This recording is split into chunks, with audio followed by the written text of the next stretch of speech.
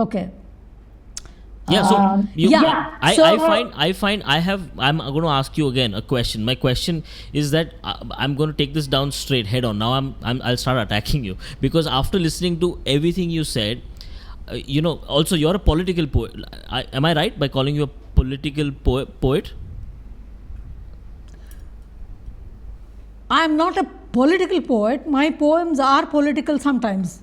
Fair enough. Demands. If time demands, if I am triggered, I will come up with a political poem. How I find poetry escapist.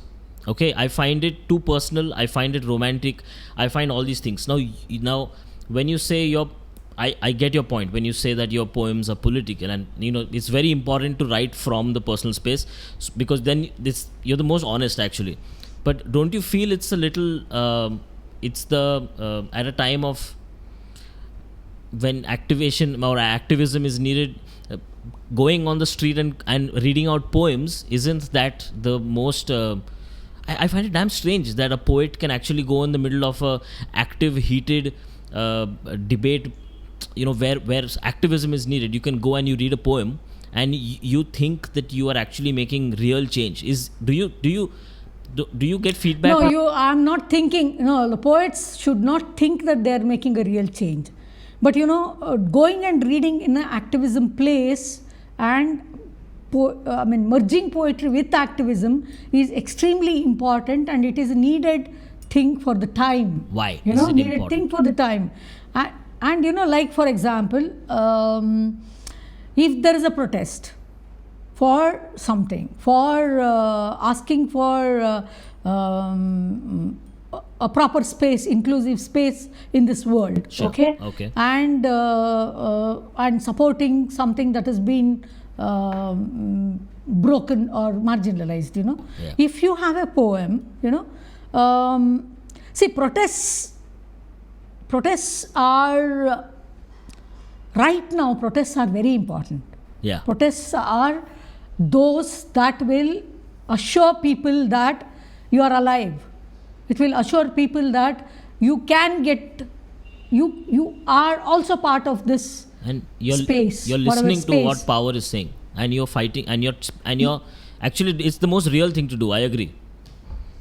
Yes, and therefore, what will poetry do in that space? Yes, what will it do? So, I want to tell you. See, when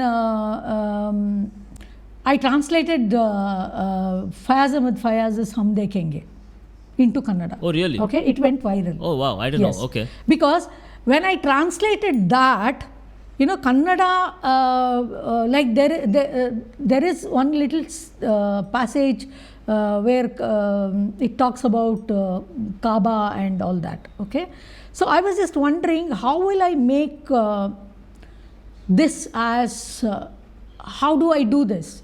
Yeah. So the 12th century of Kannada, where there was a very important socio-political movement which produced vachanas.